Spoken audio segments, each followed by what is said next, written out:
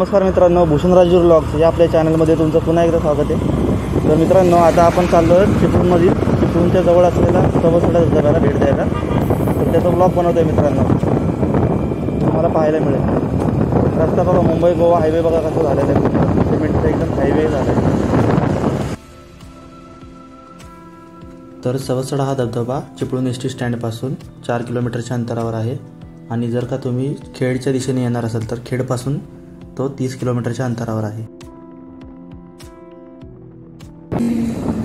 CNG भरण्यासाठी line बघा किती लागते।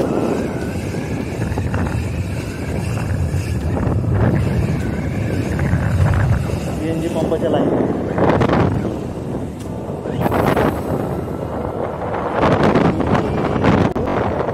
तर मित्रांनो, बघा सवसडा धबधबा बघा, पाणी पण सुरू आहे धबधब्याला।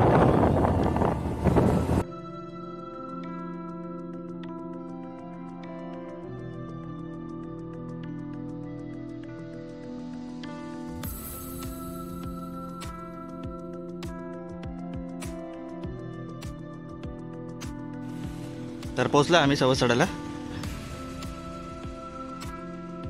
सडल आहे बघा, इथे सवसडा धबधबा आहे आणि गाडी लावायला असा काही प्रकार आहे रस्त्याच्या बाजूला। इथे गाडी लावली आम्ही आमची।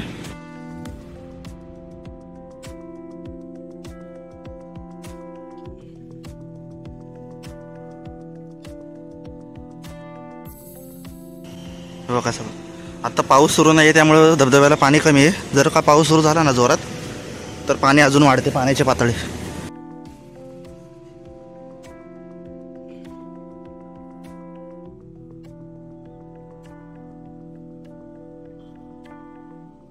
हे बघा, अशी काही पाय वाटाय जायला अशा प्रकारे। आणि बघा धबधब्याचं पाणी येते।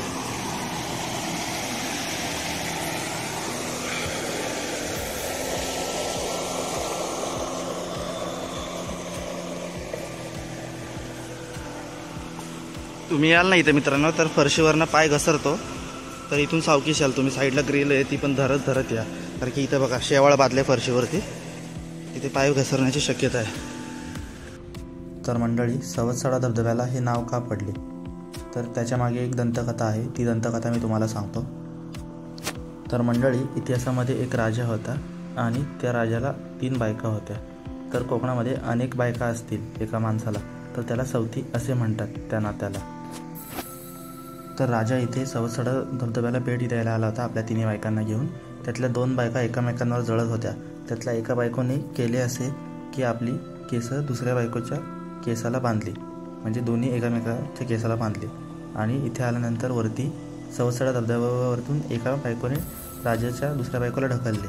त्याचबरोबर दुसरी बायको पण जिने केस बांधली होती एकमेकाला, ती दोघीही खाली पडल्या आणि त्यांचा मृत्यू पावला। त्यामुळे ह्या धबधब्याला सवसडा असे नाव पडले।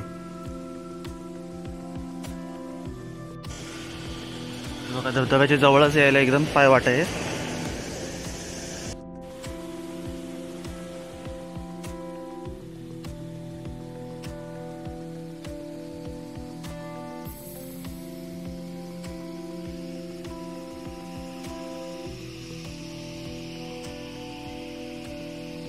मित्रांनो, तुम्ही इथे बघा पाहू शकता सवसडा धबधबा।